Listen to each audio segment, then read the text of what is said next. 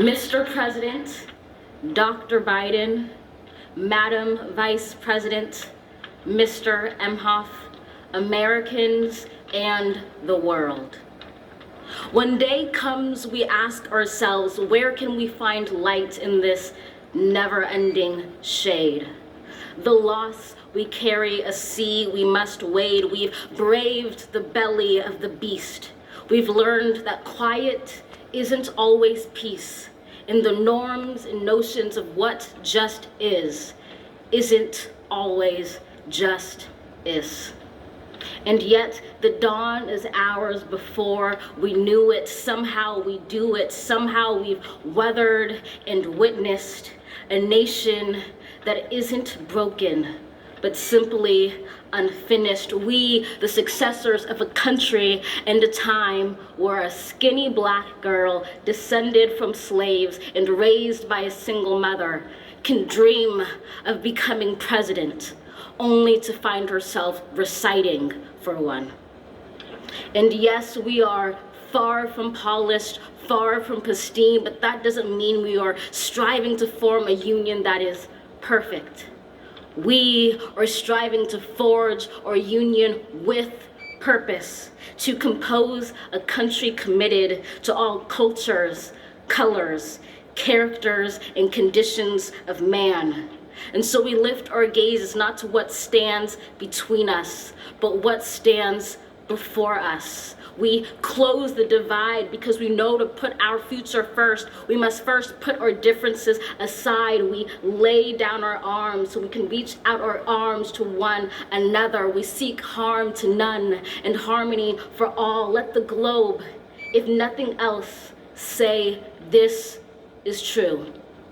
That even as we grieved, we grew. That even as we hurt, we hoped. That even as we tired, we tried. That we'll forever be tied together, victorious.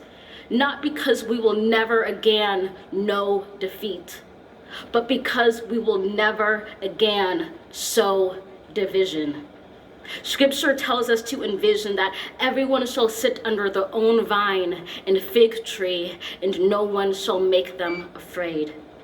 If we're to live up to our own time, then victory won't lie in the blade, but in all the bridges we've made. That is the promised glade, the hill we climb, if only we dare it. Because being American is more than a pride we inherit. It's the past we step into and how we repair it.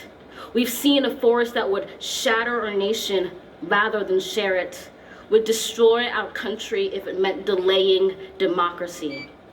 And this effort very nearly succeeded.